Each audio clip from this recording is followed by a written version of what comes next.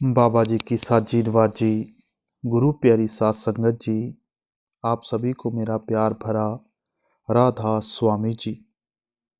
आज का बड़ा ही विचार जोग सत्संग परम संत हजूर स्वामी जी महाराज की वाणी में से लिया जा रहा है। और सत्संग नाम क्या है, शब्द क्या है, जहाँ किस गुरु के पास हमें जाना है, कैसे विनती करनी है, इसके बाबत होगा। आइए आज का बड़ा ही विचार जोग सत्संग श्रवण करते हैं। आप सभी से मेरी गुजारिश है कि सत्संग को पूरा सुने। एक एक लफ्ज करोड़ करोड़ रुपए का है। सत्संग के वचन, नाम निर्णय करूं भाई, दुधा विद भेद बतलाई। आप फरमाते हैं कि वह जो ताकत जो सारी दुनिया को पैदा करती है, सारे संसार की रक्षा करती है, संत उसको नाम या शब्द कहते हैं। आप इशारा करते हैं कि नाम द्वारा पैदा की गई सृष्टि नाम के आधार पर कायम है। परमात्मा शब्द या नाम का भंडार है, उसका वास्तविक स्वरूप शब्द या नाम है। परमात्मा शब्द या नाम सबका एक ही है। परमात्मा नाम का सागर है। सृष्टि की रचना करने वाला नाम उसकी लहर है और आत्मा उसकी बूंद है। परमात्मा शब्द और आत्मा सजातीय हैं, तीनों का असल एक है। इसी तरह वेद उसे नाद, ऋषि मुनि आकाशवाणी, हजरत ईसा वर्ल्ड और मुसलमान कामिल फकीर बांगे आसमानी, कलाम इलाही या इसमें आजम कहते हैं। गुरु नानक साहब उसी को गुरवाणी या नाम कहते हैं। वह जुबान या भाषा नहीं, जुबान में ताकत नहीं कि वह मुक्ति दे सके, और वह हर एक कौम की अलग अलग है, मगर जो ताकत मुक्ति देती है वह सारी दुनिया की एक ही है। हिंदुओं, मुसलमानों, यहूदियों, मतलब कि हर कौम, हर मजहब के इंसान के अंदर है। उसी की महिमा ग्रंथ साहब, उसी की महिमा वेद शास्त्र और दूसरी मजहबी किताबें करती हैं। इसी तरह गुरु नानक साहब और अन्य संत करते हैं, मगर किताबों में उसकी तारीफ या महिमा है। वह बजाते खुद नहीं, वह तुम्हारे अंदर है। अब बात बारीक और गौर से समझने वाली है कि मुक्ति देने वाला नाम लिखने पढ़ने में आने वाला नहीं है। हमारी किताबें किसी न किसी भाषा में हैं, मगर वह ताकत तुर्की, फारसी, अरबी भाषा वगैरह में नहीं, इसलिए वह लिखने में नहीं आ सकती। इसलिए आपको चाहिए कि जो महात्मा अंदर जाता है उसके पास जाओ। जब वह रास्ता दे दे, कमाई करके अंदर चढ़ जाओ। सारी दुनिया के लिए एक ही कानून है, आज का नहीं बल्कि जब से दुनिया बनी है तब से चला आ रहा है। वह किसी आदमी का बनाया हुआ नहीं है, बल्कि कुल मालिक खुद खुदा का बनाया हुआ है। हम उसमें ना तब्दीली कर सकते हैं, ना कुछ घटा सकते हैं, ना बढ़ा सकते हैं। हमें उसके जरिए जाना है। जो कुछ स्वामी जी महाराज बयान कर रहे हैं वही गुरु नानक साहब, मौलाना रूम और अन्य कामल फकीर कह रहे हैं। मगर कौन से? जो ऊंची रूहानी मंडलों पर गए, जो शरीयतों में रहे, मजहबों की पार्टियों में रहे, मैं उनका जिक्र नहीं करता। और जो गुरु नानक साहब की फिलॉसफी है, मैं यह कहूँगा कि हम अभी तक उसके दरवाजे तक भी नहीं गए। जितने भी कामल फकीर हुए हैं उन सब का तरीका एक ही है, वह रब्बी ज्ञान है, मनुष्य का बनाया हुआ नहीं। वह हर एक आदमी के अंदर है। अगर इस फिलॉसफी को सभी लोग अच्छी तरह समझ लें तो आज दुनिया में कोई झगड़ा ना रहे। मगर अंदर जो काल की शक्ति है वह समझने नहीं देती। अब हजूर स्वामी जी महाराज कहते हैं कि नाम क्या है, फिर आप ही जवाब देते हैं कि नाम दो किस्म का है।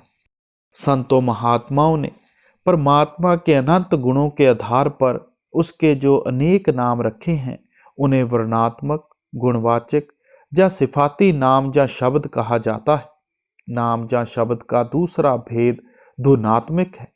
धुनात्मिक नाम या शब्द परमात्मा से आ रही शक्ति की वह ध्वनि है जो ध्यान को आँखों के पीछे और मध्य एकाग्र करने से सुनाई देती है।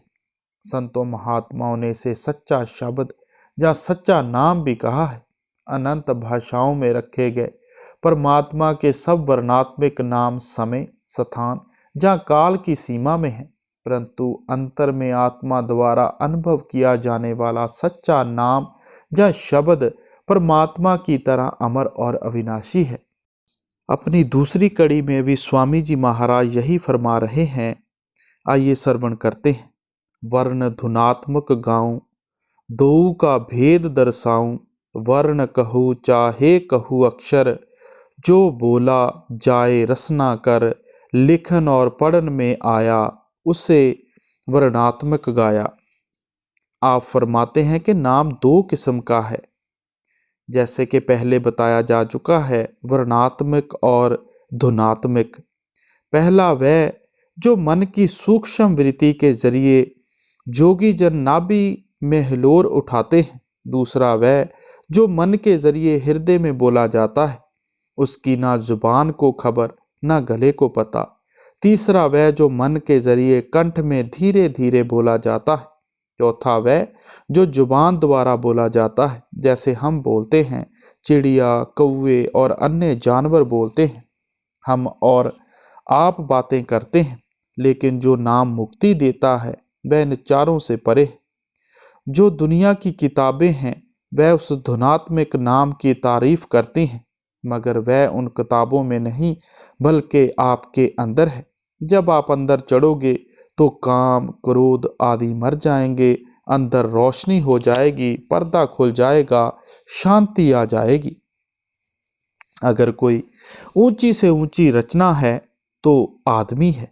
सभी मजहब इस बात को मानते हैं। मुसलमान कहते हैं कि यह अशरफुल मखलूकात है। हिंदू कहते हैं कि यह नर नारायणी देह है। जो कुछ राज है मालिक ने आदमी के अंदर रखा हुआ है और कुछ नहीं। गुरु नानक साहब और अन्य संत कहते हैं कि आदमी के अंदर करोड़ों दरिया और पहाड़ हैं। यही मौलाना रूम साहब कहते हैं, अंदर आ बहरो बयानो जिबाल, मुनकत मी गर्दद ओहमो ख्याल। कि आंखों से नीचे नीचे कब्र है, नाम नहीं। जब तक यह 9 दरवाजों से निकलकर शरीर से ऊपर नहीं आता तब तक नाम नहीं मिलता। जब तक यह मुतु कलब अन तमुतु की मौत नहीं मरता तब तक नाम की लज्जत नहीं मिलती। यह मन इंद्रियों की कैद से आज़ाद नहीं होता। 9 दरवाज़ों तक अलग अलग मजहब, अलग अलग भाषाएं और अलग अलग तरीके हैं। 9 दरवाजे यह हैं, 2 आँखें, 2 कान, 2 नाक के सुराख, 1 मुंह और 2 नीचे इंद्रियों के सुराख हैं। जिस वक्त यह 9 दरवाजों को छोड़कर 10वीं गली में आता है तब नाम मिलता है। 10वीं गली से मतलब सुषुम्ना नाड़ी से है। हदीस कहती है कि खुदा शाह रग से नज़दीक है। हम सुषुम्ना कहते हैं, वे शाह रग कहते हैं, मतलब एक ही है।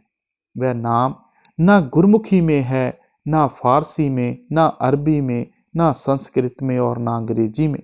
वहाँ कोई भाषा नहीं। अगर भाषा कोई नहीं तो किताब कोई नहीं। जितने भी महात्मा, कामिल, फकीर ऊंची मंजिलों पर गए हैं, सभी इसी नाम को लेकर गए हैं। सभी की राह एक ही है, चाहे वह अलग अलग देश और मजहब के क्यों ना हों, मगर रूहानी मंजिलें एक ही हैं। जो राह गुरु नानक साहब ने पकड़ी वही कबीर साहब, मौलाना रूम साहब, शमस तबरेज और अन्य फ़कीरों ने पकड़ी है। एक ही राह, एक ही नाम है। सभी किताबें इसी नाम की महिमा करती हैं।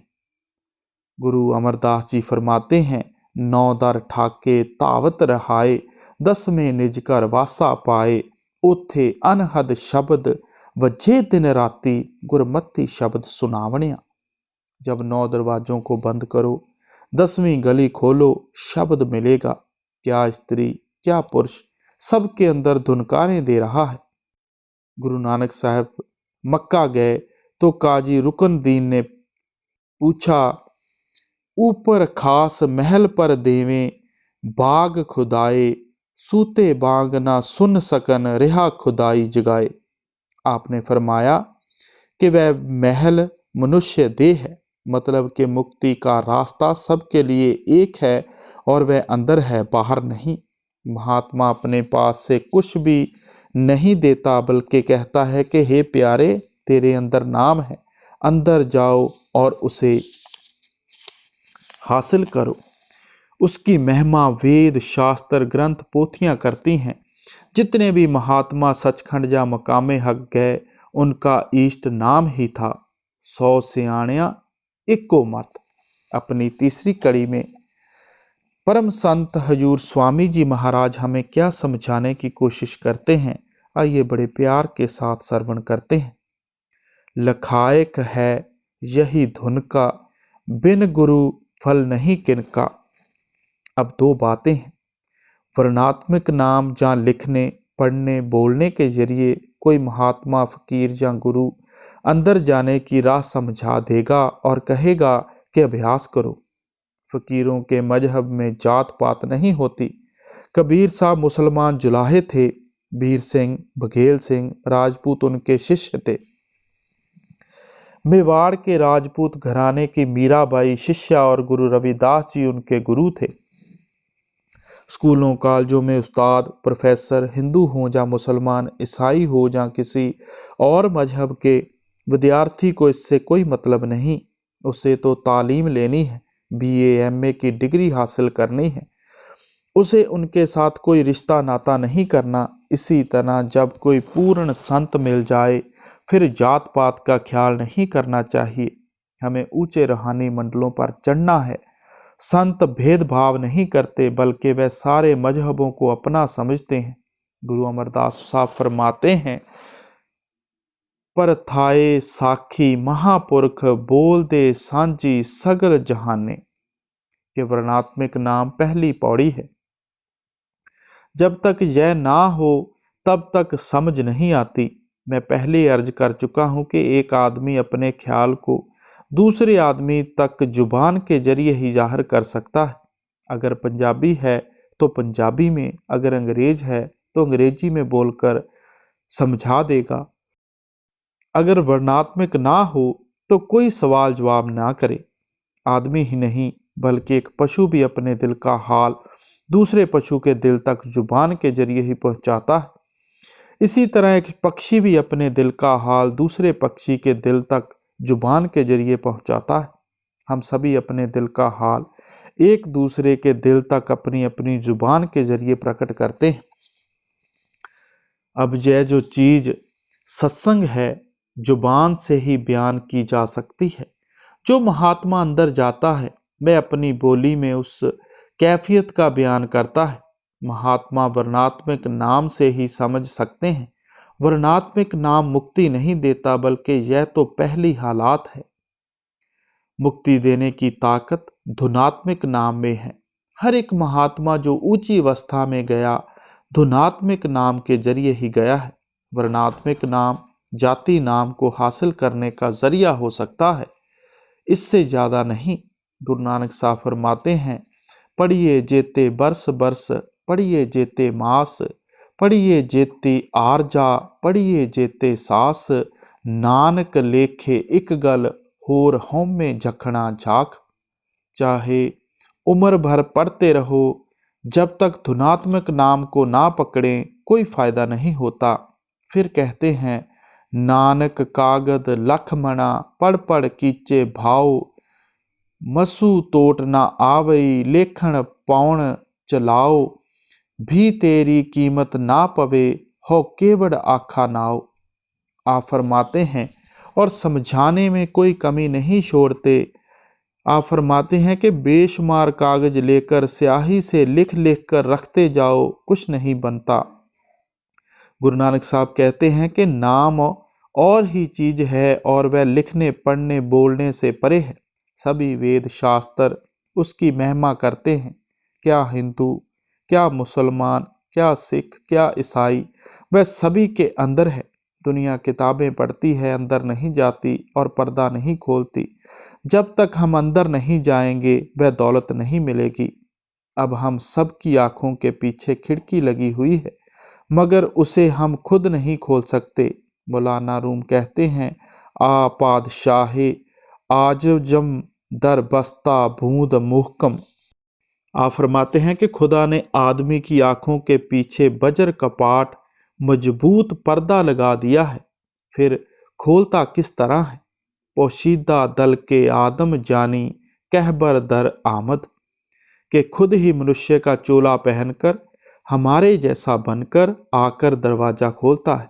वह क्या उपदेश देता है, आगे कहते हैं, खामोश ओ पंज नौबत बिश्नो जे असमाने का असमाने बेरू जहां अफ्त ए शश आमद, के जब तक आपको कोई अंदर जाने वाला महात्मा नहीं मिलता, आप यह दौलत नहीं ले सकते।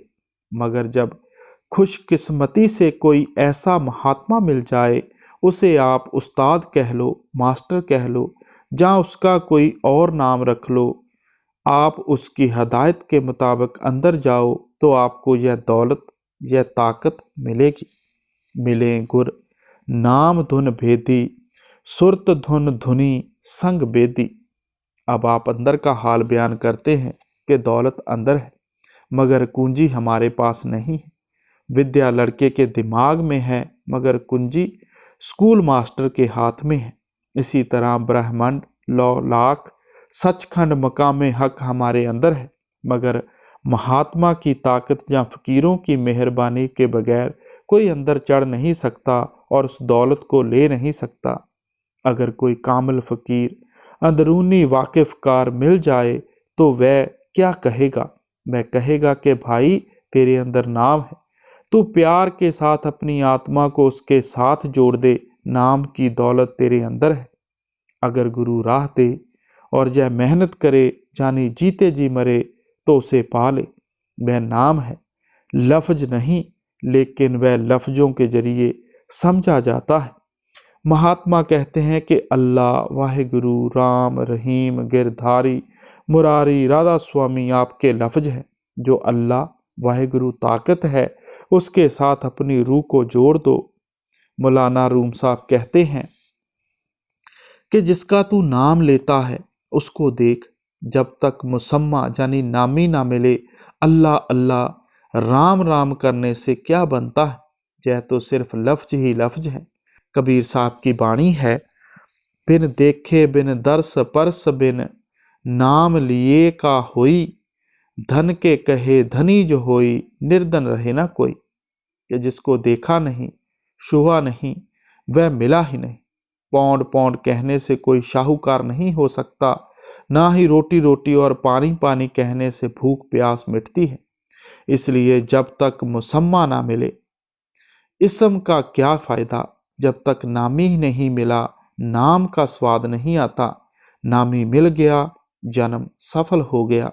जिन्होंने लफ्जों को पकड़ा वह बाहर ही बाहर रहे, अंदर नहीं गए। अगर कोई पूर्ण गुरु मिल गया तो वह आपकी आत्मा को अल्लाह, वाहिगुरु, ब्रह्मा मतलब कि उस ताकत के साथ जोड़ देगा। एकता नाम और नामी करावे जो मिले स्वामी। यह जरूरी है कि महात्मा अंदर रूहानी मंडलों पर जाने वाला हो। ऐसे महात्मा दुनिया में हैं, हिंदुओं में भी हैं, मुसलमानों में भी हैं, मगर विरले ही। मैंने 20 साल ठोकरें खाई हैं, जानी अनेक थे, तरह तरह के भेषधारी संप्रदाय बहुत थे, लेकिन जब तक पूरा गुरु ना मिले काम नहीं बनता। पूरे गुरु का क्या काम है? नाम का भेद देकर तुम्हारी आत्मा को अंदर शब्द के साथ जोड़ दे। नाम वर्णात्मक गाया, नामी धुनात्मक पाया। अब फिर लफ्जों के हेर फेर को बड़े स्पष्ट तरीके से क्लियर करते हैं कि अब जो अल्लाह, खुदा, वाहिगुरु, राम, रहीम, ईश्वर, परमेश्वर है, यह आपके लफ्ज हैं, वर्णात्मक हैं, धुनात्मक नहीं। मुक्ति या शांति धुनात्मक नाम से मिलती है। कहते हैं कि जो धुनात्मक नाम है वह लिखने, पढ़ने व बोलने में नहीं आता। इसके विपरीत जो लिखा, पढ़ा और बोला जाए वह वर्णात्मक है। नामी धुनात्मक है, नाम वर्णात्मक है। जब तक हमें नामी ना मिले तब तक नाम का कोई फायदा नहीं। जिस तरह बिना खाए सारी उम्र मिश्री मिश्री करते जाएं तो कुछ नहीं बनता, उसी तरह अगर सारी उम्र राम राम रहीम रहीम या किसी और नाम का जाप करते रहें तो बनता कुछ नहीं। दुनिया लफ्ज़ों को पकड़े बैठी है और जो ताकत राम में है उसे नहीं पकड़ती। वर्ण से सुरत मन मांझो, बौहर चढ़ गगन धुन साधो। अब फिर स्वामी जी महाराज समझाने में कमी नहीं छोड़ रहे। आप फरमाते हैं कि अब दो बातें हैं कि वर्णात्मक के जरिए चेतन सत्ता को 6 चक्रों और 9 दरवाजों से खाली करके 10वीं गली में ले आओ। जब हम सिमरन या जिक्र करते हैं तो रूह सिमरती है। सिमरन आत्मा को 6 चक्रों और 9 द्वारों से निकालकर ऊपर ले जाने का जरिया है। जब सूरज, चंद्रमा और सितारे पार कर लें, वर्णात्मक का कोर्स पूरा हो जाता है। जिक्र या सिमरन यहीं तक ले जाता है। आगे की रूहानी मंजिलें धुनात्मक नाम या बांगे स्मानी के बगैर तय नहीं हो सकती। जब तक हम 6 चक्रों में जानी शरीर में बैठे हैं तब तक अलग अलग तरीके हैं। कोई तपस्या के जरिए, कोई वेदांत विचार, ज्ञान, राजयोग, लय योग, हठ योग के जरिए 6 चक्रों को तय करते हैं। फकीरों को कोई इतराज नहीं। उनका मतलब तो आत्मा को शरीर से निकालकर आंखों के पीछे लाने से है। चाहे किसी तरीके से कर लो, मगर सभी तरीकों से गुरु नानक साहब, कबीर साहब, तुलसी साहब और अन्य मुसलमान फकीरों का तरीका आसान है, वह जिक्र या सिमरन है। जब हम आत्मा के केंद्र यानी नुक्ताए सवेदा पर बैठकर किसी महात्मा की बताई हुई युक्ति के मुताबिक नाम का सिमरन करते हैं तो आत्मा इकट्ठी हो जाती है और सारा शरीर मुर्दा हो जाता है। इस वर्णात्मक नाम के जरिए चाहे वह वाहेगुरु है, राम है या कोई और है, अपनी आत्मा और मन को पिंड या शरीर से निकालना है।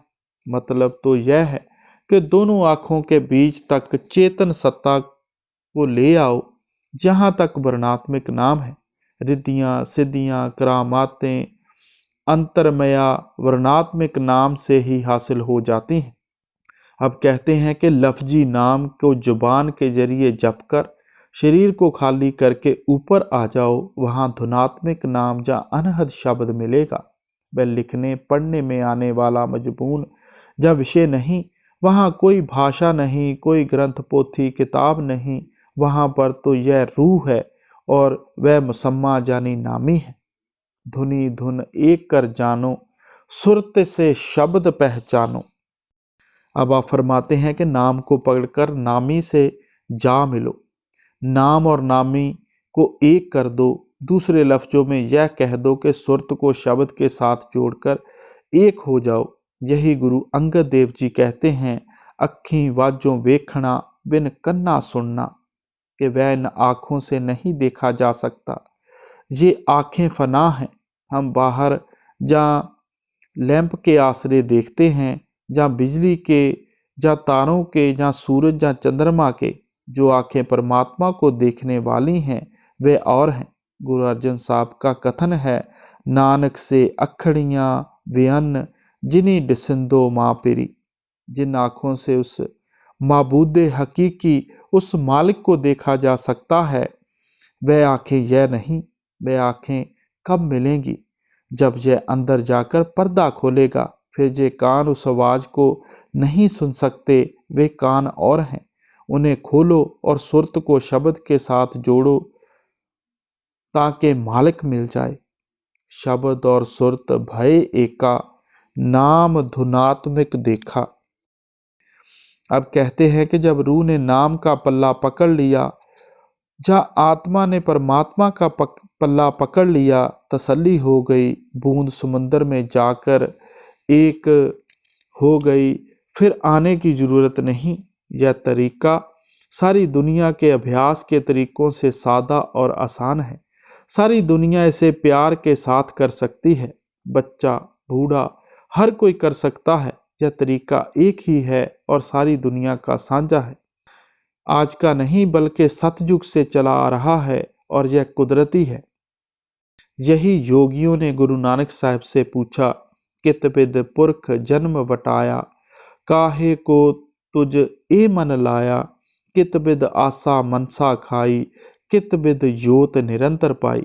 कि हे महात्मा, तेरा जन्म मरण किस तरह खत्म हुआ। संत किस तरह जीते जी जन्म मरण खत्म कर देते हैं। तुझे इस दर्जे को किस तरह पाया, तूने इस दर्जे को किस तरह पाया, यह नूर तजल्ली प्रकाश तुझे किस तरह मिला। तो गुरु साहब ने बड़े प्यार से जवाब दिया, सतगुर के जन्मे गवन मिटाया, अनहत राते ए मन लाया, मनसा आशा शब्द जलाई, गुरमुख जोत निरंतर पाई। के सतगुर की कृपा से आवागमन यानी 84 को खत्म किया, सतगुर के बख्शे हुए नाम के साथ जुड़कर मन को खड़ा किया। जिस तरह जमींदार जब बीज बो देता है तो उसे आशा बंध जाती है कि 6 महीने तक फसल पककर तैयार हो जाएगी, इसी तरह संत महात्मा का जिज्ञासु या तालिब को दिया हुआ सत्य का उपदेश खाली नहीं जाता। खंड ब्रह्मांड सूख जाए वह हरा ही रहेगा। सतगुर ने हमें अभ्यास का तरीका बताया, 10वीं गली की राह बताई। जब मेहनत की तो आशा मनसा जानी, हिर्स और हवस मिट गई। जब गुरमुख बने अंदर पर्दा खुल गया, रुकावट ही ना रही। गुरबिन और बिना करनी, मिले कस कहो यह रहनी। अब कहते हैं कि रूहानी दौलत यानी परमात्मा से मिलने के 2 जरिए हैं। एक तो उस महात्मा का उपदेश, हदायत और सत्संग जो रूहानी मंडलों पर जाता है। जिस तरह जब तक कोई लड़का किसी उस्ताद के पास नहीं जाता उसे कोई ज्ञान नहीं होता, इसी तरह परमात्मा से मिलने के लिए भी गुरु की जरूरत है। गुरु अमरदास जी कहते हैं, बिन गुर दाते कोई ना पाए, लख कोटि जे कर्म कमाए। चाहे कोई कौम हो, कोई आदमी हो, यह दौलत सभी के अंदर है, मगर बगैर मेहनत और कमाई के नहीं मिलती। पूरा गुरु राह बताता है और इसकी मेहनत और कमाई से पर्दा खुल जाता है। जो इस ताकत को लेना चाहे वह गुरु से नाम ले और मेहनत करे। दुनिया कमाई करना नहीं जानती, बिना कमाई यह दौलत मिलती नहीं। यह बातों का मजबून नहीं बल्कि कमाई का मजबून है, कोई आसान बात नहीं। हर एक महात्मा की जीवनी पढ़कर देखो, उन्होंने मेहनत की है। गुरु नानक साहब ने 11 साल तपस्या की, रोड़ों को विशोना बनाया, क्या उनके गद्दे नहीं मिलते थे। हजरत मोहम्मद साहब 6 महीने पहाड़ की गुफा में रहे। गुरु अमरदास जी ने 12 साल सेवा की, 72 से 84 साल की वृद्ध अवस्था में पानी ढोया। किस किस का नाम लिया जाए, सभी ने कमाई की है, तन मन धन कुर्बान किया है। नाम बातों के जरिए नहीं मिलता, ना बाजार में मोल बिकता है, ना खेतों में उगता है। जहाँ मजहबों का सवाल नहीं, कुर्बानी का सवाल है। आदमी में कुर्बानी का जज्बा होना चाहिए। जिन्होंने कुर्बानी दी फल ले लिया, जो करेंगे ले लेंगे। यह जीते जी मरने का मजबून है। बहुत से सत्संगी शिकायत करते हैं कि जी सुरत नहीं टिकती, नाम लिए 10-12 वर्ष हो गए, अंदर शब्द नहीं मिलता, अंदर रास्ता नहीं मिलता। मेहनत तो आधा घंटा भी नहीं करते, फिर शब्द किस तरह मिले। 10वें भाग का हुक्म है, 10वें भाग के 2.5 घंटे बनते हैं। रुपए का 10वां भाग निकालना आसान है। तनख्वाह आई और 10वां भाग निकाल दिया, वक्त का 10वां भाग देना मुश्किल है। 2.5 घंटे कमाई करना शिष्य का फर्ज है। अगर ज़्यादा वक्त दे ज़्यादा फल मिलेगा। मगर हमारे बहुत से भाई बहन घंटा आधा घंटा बैठते हैं और घड़ी पास में रख लेते हैं। यह ध्यान घड़ी का हुआ या नाम का, यह मेहनत की चीज़ है।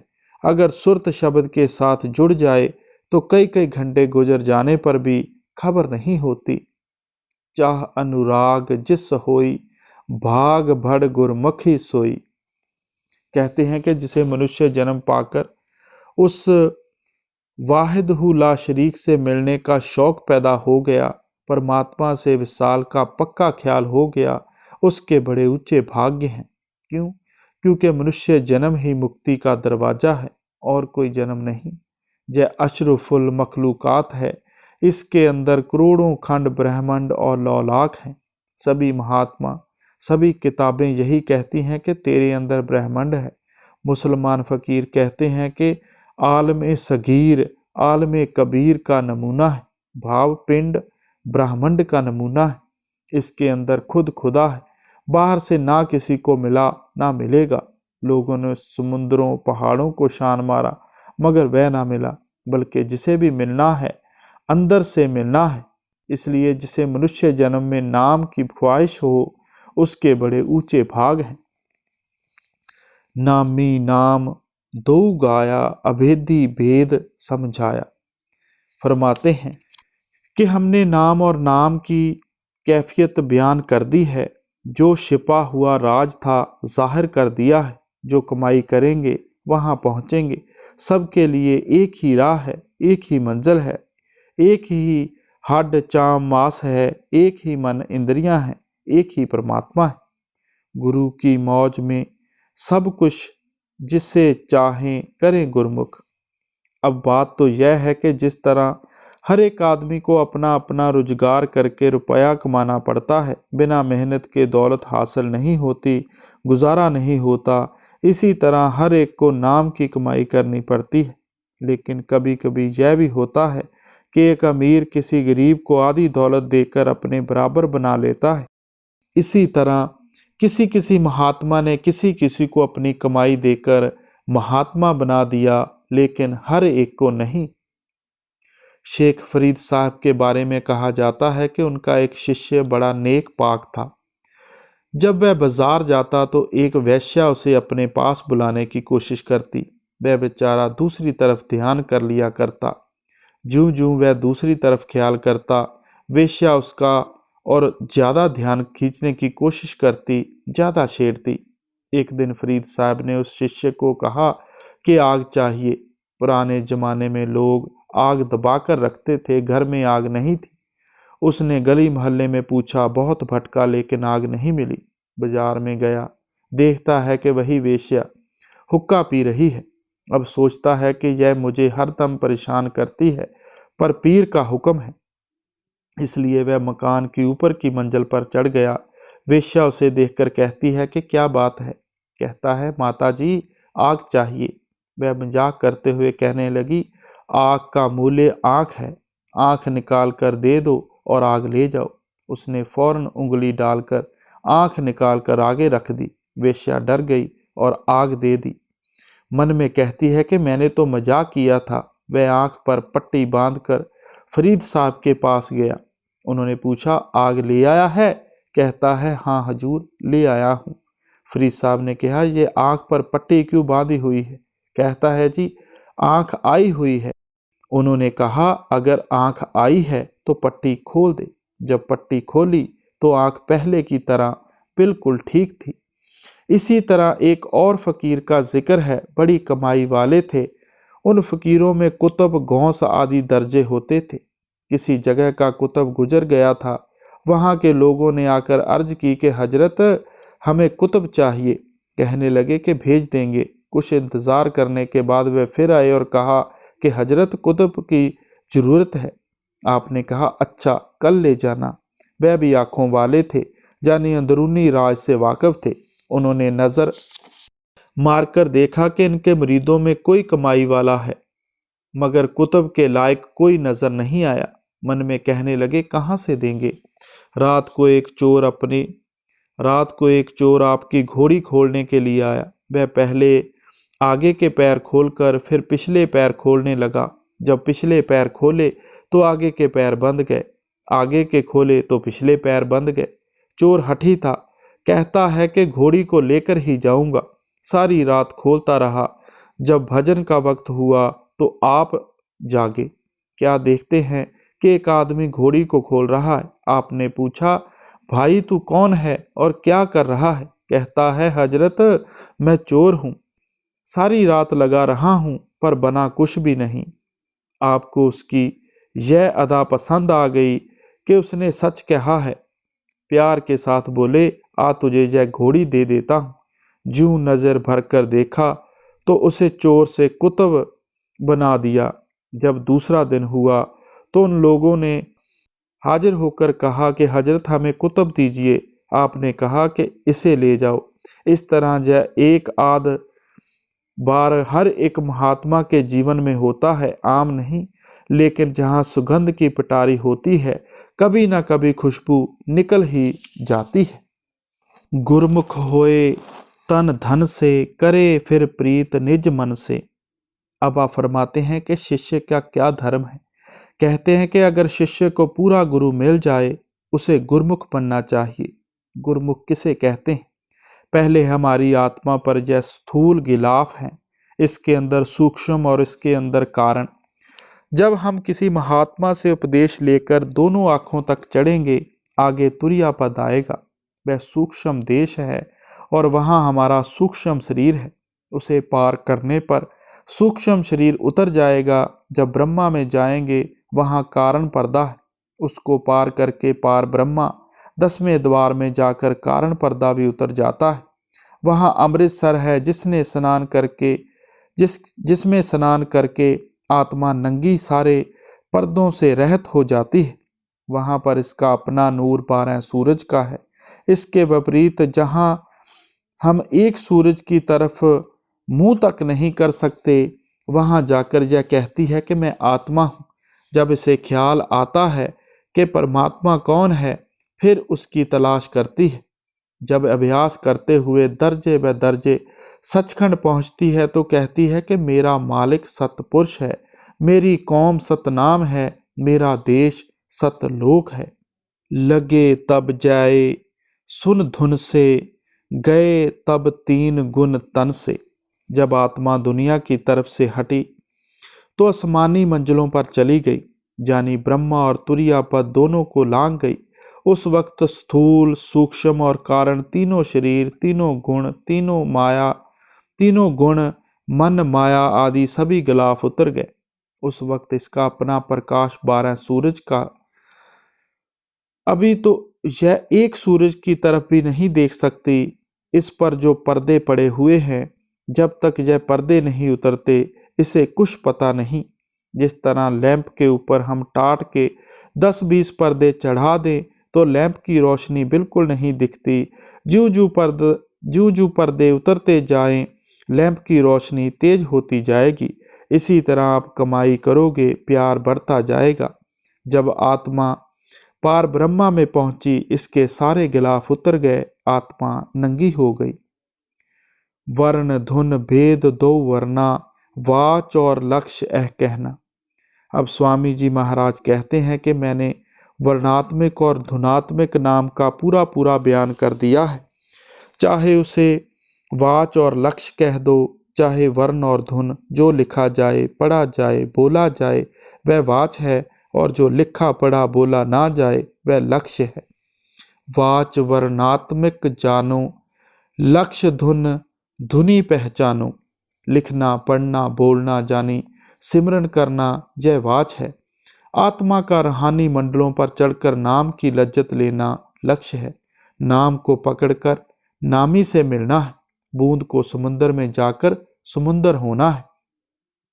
आत्मा को परमात्मा में लीन होकर परमात्मा बनना है। वर्ण में भेक जग भूला, मर्म धुन संत कोई तोला। अब कहते हैं कि सारा संसार पढ़ने, पढ़ाने, सोचने, जुबानी जमा खर्च और पाठ पढ़ने में लगा हुआ है। आत्मा को धुनात्मक नाम से स्पर्श नहीं किया। आप देख लो, कोई विष्णु का जाप करता है, कोई संध्या, कोई गायत्री मंत्र का जाप करता है। रावण चारों वेदों का पढ़ा हुआ ही नहीं बल्कि टीकाकार पंडित भी था। उसके वेद भाषण के मुकाबले और कोई भेद भाष्य नहीं, मगर नतीजा क्या निकला? इतनी विद्या पढ़कर भी उसने सीता का हरण किया। वही रावण जिसका पुतला बनाकर आप हर साल जलाते हो। इसलिए चाहे करोड़ों ग्रंथ पढ़ लो, आत्मा अंदर नहीं जाती। सारी दुनिया समझती है कि पढ़ने से मुक्ति हो जाएगी। कहते हैं कि सारा संसार पढ़ने में ही रह गया, अंदर कोई महात्मा ही गया। वर्ण जप जप पचे भेखी, मिले कुछ फल नहीं नेकी। सभी कौमें वेद शास्त्र अपनी अपनी मजहबी किताबों का पाठ करती रहीं। मैं उन्हें बुरा नहीं कहता, ना करने से तो यह अच्छा है और कर्म श्रेष्ठ होते हैं, मगर मुक्ति नहीं होती। जो नाम मुक्ति देता है वह आपके अंदर है। भेद धुन का नहीं पाया, नाम फल हाथ नहीं आया। जपे नित साहस और लाखा, खुले नहीं नेक उन आँखां। अब कहते हैं कि कोई 100 बार माला फेरता है, कोई लाख बार लिख लिख कर आटे में गूंथ कर मछलियों को देता है। ना अंदर गया, ना पर्दा खोला, ना रोशनी हुई, बना कुछ भी नहीं। सारी उम्र धर्म ग्रंथों का पाठ करते रहे, पर मौत के वक्त किसी ने आकर नहीं बचाया। क्या कहते हैं एक महात्मा, राम राम जपेंदिया मेरी जिब्हा घस गई, अंदर राम ना लभ्यो एक ही धाड़ पई। कि राम राम जपते जीभ घिस गई, लेकिन अंदर पर्दा नहीं खुला। यही गुरु अमरदास जी कहते हैं, राम राम सब को कहे, कहिए राम ना होए, गुर प्रसादी राम मन वसे, ता फल पावे कोय। कि राम राम तो सारी दुनिया कहती है, लेकिन राम राम कहने से राम नहीं मिलता। मस्जिद का मुल्ला 100 साल मस्जिद में रहा, पर आत्मा रूहानी मंजिलों पर नहीं गई। पूरे ग्रंथ साहिब के 100 पाठ कर चुके भाइयों से पूछो कि क्या कभी अंदर प्रकाश हुआ है? आत्मा चढ़ी तो कहेंगे नहीं, पढ़ना काफी नहीं। तिमर संसार नहीं जावे, मोह मद काम भरमावे, धुनी धुन भेद नहीं चीना, सुरत और शब्द नहीं लीना। अब सारी उम्र पढ़ते रहे, पर वैसा ही काम, वैसा ही क्रोध, वैसा ही लोभ, वैसा ही मोह और वैसा ही अहंकार। जहाँ सारी उम्र मेहनत करते रहने का क्या फायदा? उन लोगों में कसर क्या रही? अंदर नहीं गए, आत्मा को धुनात्मक नाम के साथ नहीं जोड़ा, दूसरे शब्दों में सुरत शब्द के साथ नहीं जुड़ी। गुरु अमरदास जी फरमाते हैं, बिन शब्दे अंतर अनेरा, ना वस्त लहे ना चूके फेरा, सतगुर हाथ कुंजी, होरत दर खुले नाही, गुर पूरे भाग मिलावणे। के बिना गुरु के हमारा मकसद पूरा नहीं होता। हमारा मकसद नाम धुन से है, जिसका ताल्लुक गुरु के साथ है। जब तक गुरु नहीं मिलता, अंदर रास्ता नहीं खुलता। मिला नहीं गुर धुन भेदी, लखावे धुन मिटे खेदी, काल ने बुद्ध उन शेदी, मुफ्त नर दे उन दे दी। फरमाते हैं कि अगर धुनात्मिक नाम का भेद नहीं मिला, अंदर जाने की राह नहीं मिली, आत्मा रूहानी मंजिलों पर नहीं गई, सचखंड में नहीं पहुंची, जीवन मृत्यु खत्म नहीं हुआ, तो यह तो इसके गुरु की तलाश, जहाँ तो इसने गुरु की तलाश नहीं की, कि जहाँ अगर की तो पूरा गुरु नहीं मिला, अगर मिला भी तो विश्वास नहीं आता। अब कहते हैं कि जो आदमी नाम से खाली रह जाए, उसकी बुद्धि काल ने भ्रष्ट कर दी। यह मनुष्य जन्म जो 84 लाख जूनी भोग कर मिला था, बर्बाद हो गया। दया कर संत गोहरामे, जरा नहीं चित्त में लावे। अब संत जो सचखंड में आते हैं, अब संत जो सचखंड से आते हैं, उनका काम मजहब बनाना नहीं, ना ही वह मजहबों को तोड़ते हैं, वे तो पहले ही बने हुए हैं। संतों का मकसद धुनात्मिक नाम के जरिए रूहानी मंडलों पर ले जाकर सचखंड पहुंचाना है, मालिक से मिलाना है। देखो संतों की तालीम कितनी ऊंची है, वह रब्बी ज्ञान है। वह मजहबों को नहीं देखती, कोई किसी देश किसी मजहब का क्यों ना हो, सबके साथ प्यार करना सिखाती है। वह महात्मा चोरों ठगों को भी गले लगाने के लिए तैयार है। धुन 5 धुन भेद बतलावें, सुरत की राह दिखलावें। जितने संत महात्मा हैं, उनका एक ही संदेश है कि ए जीव, जय देश तेरा देश नहीं, जय मजहब तेरा मजहब नहीं, तेरा देश सचखंड है, तेरा मजहब सतनाम है। तू सतपुरुष का अंश है, मगर दुनिया में आकर फंस गया है, और निकलने की राह यह है। चाहे महात्मा किसी देश, किसी मजहब, किसी कौम में आए, सबकी एक ही राह है। गुरु नानक साहब शमस तबरेज, कबीर शाह, मौलाना रूम और अन्य महात्मा जो भी सचखंड गए 5 शब्द के द्वारा ही गए। उनकी वाणियाँ पढ़कर देख लो, क्या कहते हैं गुरु नानक साहब। पंच शब्द धुनकार धुन, तह बाजे शब्द निशान। 5 धुने, 5 कलमे जो लिखने पढ़ने में नहीं आते तेरे अंदर हैं। जितने महात्मा, कामिल फकीर सचखंड मुकामे हक तक पहुँचे हैं, सभी अंदर से ही पहुँचे हैं। सभी की तालीम एक है। धुनों के नाम दर्शावें, रूप स्थान कह गावें। पूरा गुरु हर मंजिल की कैफियत, लीला, रोशनी, नगमे और हालात से बाखबर होता है। वह जानता है कि किस किस राह से जाना है। सतगुर शरीर नहीं बल्कि ताकत है। इसी तरह सतगुर अलग नहीं बल्कि हर मंजिल पर शिष्य के साथ है। सुरत का जोग लखवावें, जीव नहीं कहन उनमाने। जो पापी आत्माएं हैं, जानी मैले चित वाले हैं, उन्हें मालिक की भक्ति अच्छी नहीं लगती। वे इधर नहीं आते। जिस तरह मक्खी चंदन, कस्तूरी, मुश्क, कपूर वगैरह खुशबूदार चीज़ों पर नहीं बैठती, मैले पर सारा दिन भिन भिन करती है और खुशबू उसे बुरी लगती है। कबीर साहब कहते हैं, कबीर पापी भगत न भावई, हर पूजा ना सहाय। माखी चंदन पर हरे, जा बिगंद तह जाए। जो संतों के पास जाता है वह उससे यह नहीं कहते कि उजाड़ों, पहाड़ों, तीर्थों, मूर्तियों पर माथा रगड़। वह यह भी नहीं कहते कि तू अपना मजहब छोड़। मजहब छोड़ने से परमात्मा नहीं मिलता। ना ही वह कहते हैं कि बाल बच्चे छोड़। ये भी नहीं कहते कि काम काज छोड़, बल्कि वह कहते हैं कि अपने अपने मजहब में रहो, बाल बच्चों में रहो, हक की कमाई करो और नाम जप कर पर्दा खोल लो। सुरत ले गगन चढ़ावावें, पिंड में सार बतलावें। चढ़े ब्रह्मंड तब परखे, संसदल मद कुश निरखे। अब फरमाते हैं कि जब रूह 9 दरवाजे खाली करके सूरज, चंद्रमा और तारा मंडल लांघ कर ऊपर तुरिया पद मकामे अल्लाह में पहुंच गई, तब सतगुरु पर इसका पूरा भरोसा हो गया। वहाँ 1000 बत्ती की जोत है, वहाँ अमृत बरस रहा है, खुशी और शांति है। वहाँ जाकर मन इंद्रियों अधीन हो जाती हैं, काम क्रोध वगैरह मर जाते हैं, नाम की लज्जत आनी शुरू हो जाती है। वहाँ पहुंचकर निश्चय आ जाता है कि सतगुरु जो कुछ कहता है वह ठीक कहता है। जहाँ से पहली धुन शुरू हो जाती है, जहाँ से फ़कीरों की रूहानियत की अल्फ बे शुरू होती है, जहाँ गुरु नानक साहब की पहली मंजिल है, हमें 5वीं पर जाना है। बंक चढ़ त्रिकुटी धावे, सहंस 10 द्वार गत पावे। बंकनाल कहते हैं टेढ़ी सरंग को।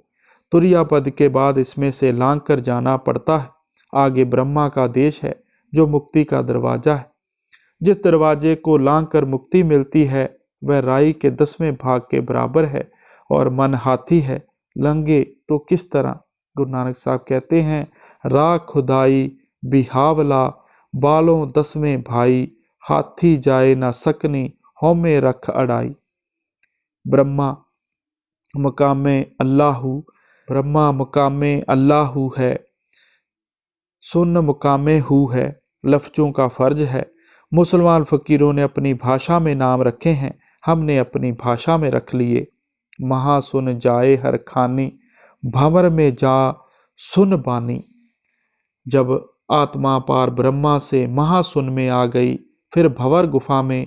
यह 100 का देश है। 100 का अर्थ है जो तू है सो मैं हूँ। मुसलमान इस मुकामे हूँ को अनाहू कहते हैं। अनाहू का अर्थ भी जो तू है सो मैं हूँ। सो समुंदर और मैं कतरा हूँ। सचखंड अति सुंदर और अति सुहावना समुंदर है। अब रूह समुंदर में मिलने की कोशिश करती है। अमर पद मूल जा देखा, बीन धुन का मिला लेखा। अब रूह सचखंड जानी मुकामे हक में पहुंच गई, जहाँ ना परले का खौफ है ना महापरले का। यह अचल, अटल, लफानी और अविनाशी देश है, जहाँ पहुंचकर जन्म मरण खत्म हो जाता है। रूह को अनंत शांति, अनंत खुशी और सच्ची मुक्ति हासिल हो जाती है। इस देश की महिमा करने के लिए लफ्ज नहीं मिलते। जिस तरह किसी कच्चे मकानों वाले नगर में आगरा के ताजमहल के बारे में समझाना हो तो किस कोठी की मिसाल देंगे? कोई नहीं। जब मिट्टी की मिसाल मिट्टी में नहीं मिल सकती तो फिर वे तो करोड़ों गुना से ज़्यादा शोभा वाला है, उसकी महिमा किस तरह की जा सकती है? फिर भी संतों ने इशारा किया है, निशानी दे दी है कि वहाँ बीन की एक मस्त धुन हो रही है। नामदेव जी कहते हैं, अखंड मंडल निरंकार में अनहद बेन बजावोगे, बैरागी राम गावोगे। सभी महात्मा अपने रूहानी सफर का निशान देते चले जाते हैं। अलख और अगम भी भेखा, नाम का मूल अब देखा। इससे ऊपर अलख और अगम दो अत्यंत दीप हैं जिनकी महिमा नहीं की जा सकती।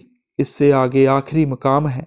महात्मा अपनी अपनी वाणियों में उसका निशान देते चले गए हैं। जैसा कि गुरु नानक साहब कहते हैं, तू अकाल पुरख नाही सिर काला, तू पुरख अलेख अगम निराला।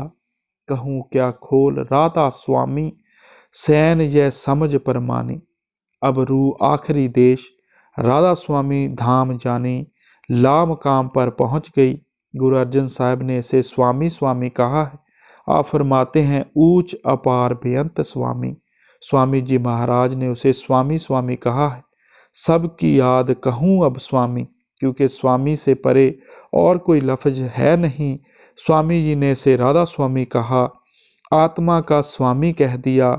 कतरा समुद्र में मिलकर समुद्र हो गया। जहाँ पहुँचकर सभी महात्मा चुप हो गए।